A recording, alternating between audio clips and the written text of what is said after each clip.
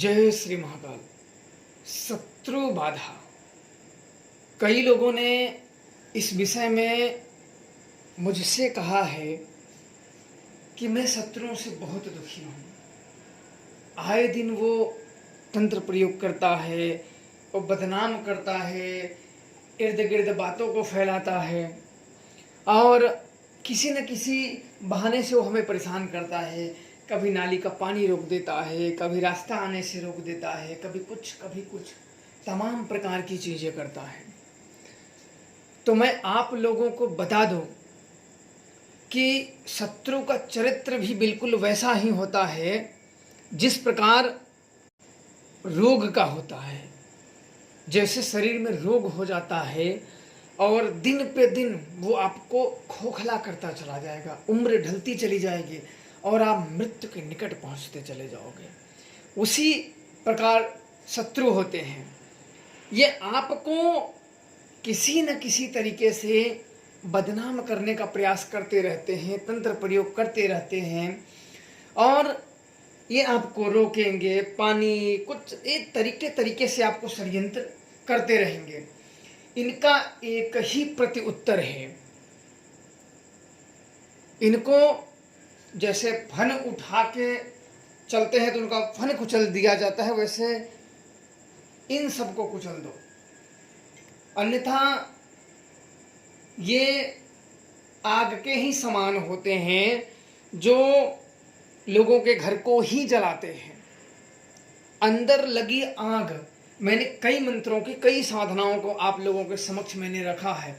अंदर जली अगर आग है और डर नहीं है तो अवश्य उन सब साधनाओं करो और फिर देखो उन शत्रुओं का क्या हाल होता है। आप सब लोगों को याद होगा मैंने एक हनुमान जी का महाशक्तिशाली भी मंत्र दिया था और अब मैंने प्राण हरण मंत्र जो मैंने काली के दिए हैं, ये इतना अचूक मंत्र हैं। और आप लोगों को मैं बता दूं कि कुछ शक्तियां ऐसी होती हैं जिनका वार कभी खाली नहीं जाता। सामने वाला चाहे कोई भी हो, यहां तक कि अगर कोई देवता हो तब भी उन शक्तियों से नहीं बच सकता। फिर आदमियों की क्या बात है। याद है आप लोगों को, ना याद हो तो मैं आप लोगों को स्मरण करा दूं कि वीर बर्बरिक को तो ही आप लोग जानते ही होंगे। उनको देवी द्वारा 3 बाण प्राप्त हुए थे और देवी का यह वरदान था कि यह बाण अपने लक्ष्य को कभी भी नहीं चूकेंगे। और भगवान श्री कृष्ण ने जब पीपल के वृक्ष के पत्ते को भेदने का कहा तो उन्होंने सबको भेद दिए और एक पत्ता अपने पैर के नीचे दबा लिए कि ये बाण भेद सकता है कि नहीं। तब जब पैर के पास बाण आके रुका तब योग माया देवी प्रकट हुई, बोली आपने ये क्या किया। तब उन्होंने पैर हटाए और जाके वो पत्ता भेद दिए उस बाण ने।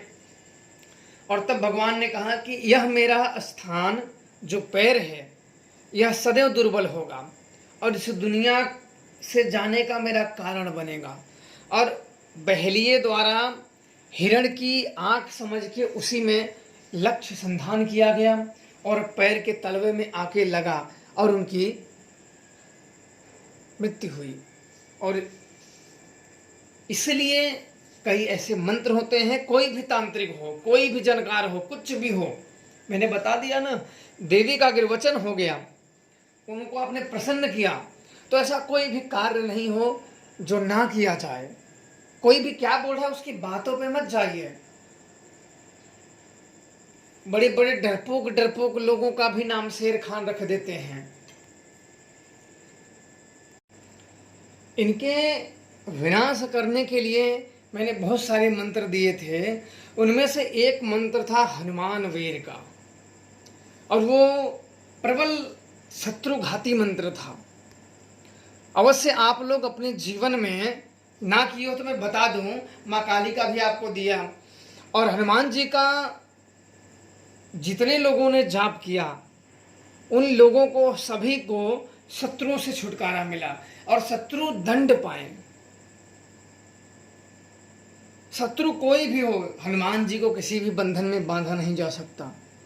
और जब तक बिना गुरु के आशीर्वाद के हनुमान जी की जल्दी से कृपा भी नहीं प्राप्त होती है।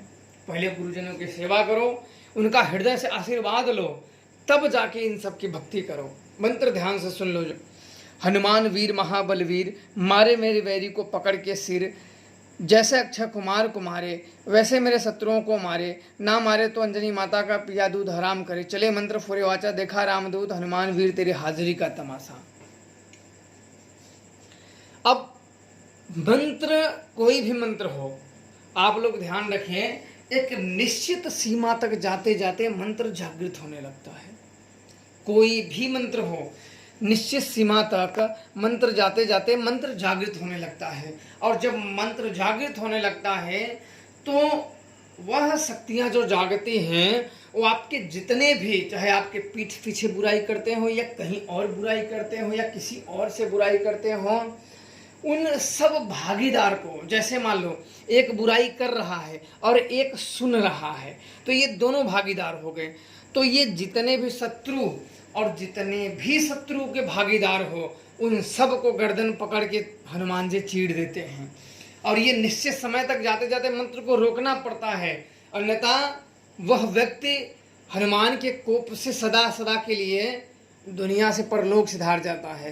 क्योंकि यह मंत्र का काम ही वही है, और मंत्र जिस उद्देश्य से जगाया जाता है और वह उद्देश्य की मंत्र पूर्ति कर ही देता है। और ऐसे मंत्रों की कोई काट नहीं है, कोई रोक नहीं सकता ऐसे मंत्रों को। हनुमान जी तंत्र क्षेत्र में बहुत ही उच्च स्थान रखते हैं और उनके कई प्रकार से साधनाएं की जाती है। हनुमान शत्रु विनाश के लिए, मेरे गुरुदेव ने जब मुझे कहा था कि जब कभी शत्रु बहुत बड़े हो जाएं और बहुत ज़्यादा हो जाएं और आपको ना समझ में आ रहा हो कि अब क्या करना चाहिए, कौन सी क्रिया करना चाहिए, तो कई मंत्र उन्होंने मुझे बताया था। वो बताया था कि इन मंत्रों का जाप करोगे तो परिस्थिति सब बदल जाएगी, सब परिस्थिति बदल जाएगी और उन सब से तुम्हें हनुमान जी बाहर निकाल लाएंगे। और अगर आप चाहो, जैसे कोई जानकार है, जैसे कोई तांत्रिक हुआ, जानकार हुआ, ओझा वैद्य जो भी हुआ, उसको भी दंड दो, उसकी शक्तियों को बांध दो और उसके भागीदार प्रत्येक को दंड दो। प्रत्येक को दंड दे के, और अगर उसको बिल्कुल सदा सदा के लिए बिल्कुल एकदम बेकार कर देना है तो और 10 महाविद्याओं के कुछ घातक प्रयोग बताए थे कि वह कर देना, बिल्कुल वो सदा सदा के लिए उसका सर्वनाश हो जाएगा। यह जीवन में वो फिर कुछ नहीं कर पाएगा। पर ऐसे प्रयोग ना ही किया जाए तो ठीक होता है। एक वही होता है, जियो और जीने दो, ये अच्छा रहता है। लोगों की समस्या जितना हो सके दूर करो, बुराई से ज़्यादा दूर रहो। अगर कभी कभी ऐसी ज़रूरतें आ भी जाती है, मैंने कहा गुरु जी ऐसे मुझे प्रयोग क्या चाहिए, बोले कभी कभी ऐसे आ जाती है कि कुछ लोग जैसे केला काटने पे ही फल देता है, वैसे नीच दंड देने से ही झुकता है और समझता है। अवश्य इस मंत्रों का जाप करेंगे, हनुमान जी आपके सारे जीवन में शत्रुओं को, चाहे भूत बाधा हो, शैतानी हरकत हो, या कोई तांत्रिक आपका शत्रु बन गया हो, या कोई तंत्र प्रयोग कर रहा हो, जड़ से हनुमान जी उखाड़ के फेंक देंगे। और जब हनुमान जी ही जड़ से उखाड़ के फेंक दें तो जिंदगी में फिर जड़ नहीं पकड़ती है। करें और लाभ उठाएं।